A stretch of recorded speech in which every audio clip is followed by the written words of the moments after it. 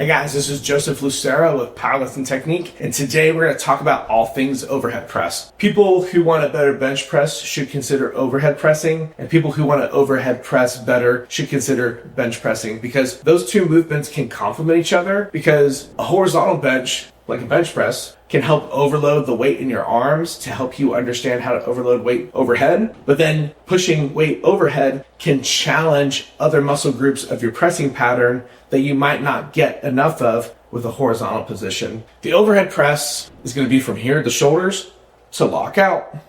And this motion is going to challenge your anterior deltoid, part of your medial deltoid, your upper pec, and your triceps. Common mistakes people make. When you're trying to leverage the bar to lift more, you want to make sure that when you clear your head, you push your head through, because now, if you look at my arm, now my arm's vertical. A lot of us, when we overhead press, will look at the bar and stay in this position. And check it out. If I do this, my arms are diagonal, and I'm keeping resistance in my arms from start to finish.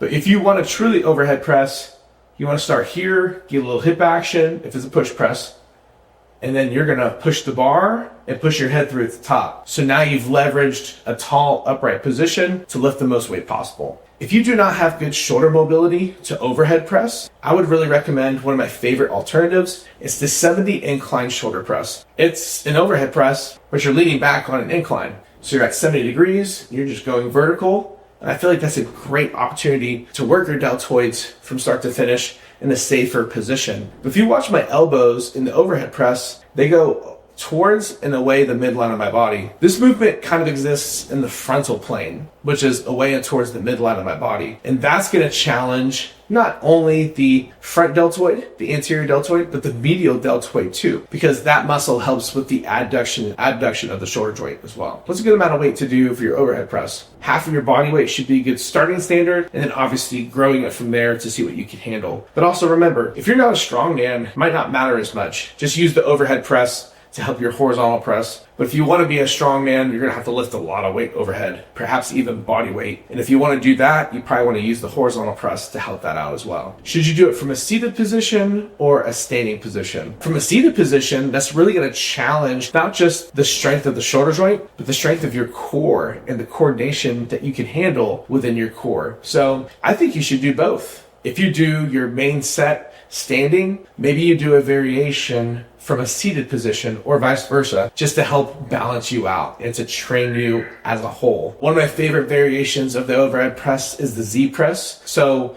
imagine the overhead press. You know what else this looks like?